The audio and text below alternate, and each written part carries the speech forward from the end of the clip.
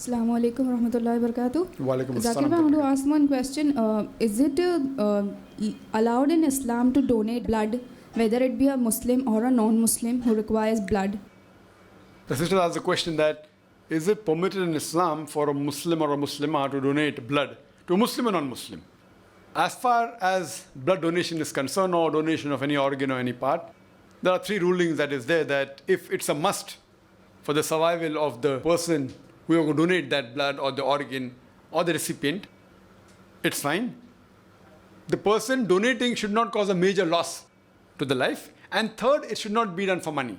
So whether the person will donate an organ or blood, if it's a requirement causing a major benefit for the recipient, number one.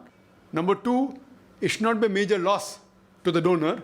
And number three, it should not be for money. If these three criteria are fulfilled, it is fine. So in this criteria, as far as blood donation is concerned, medical science says that if you donate about 400 ml, approximately, within 3 months that blood is regenerated in your body, so no problem. But if you are to give 10 liters, then there may be a problem. You may even die. So yes, you can donate blood if you are healthy, point number one. If you are weak and you donate 400 ml and there's a problem in your health, that can also be detrimental to your health. So first you do a medical checkup of the donor. If he's healthy certified, which most of the people, generally more than 50% can donate, you can donate once in every 3-4 months if you want to.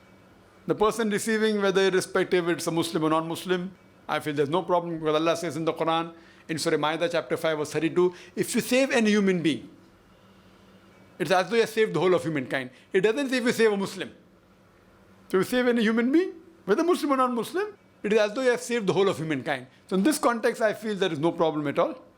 But see to it that you're healthy, see to it it's not too often, see to it that the quantity is not too much.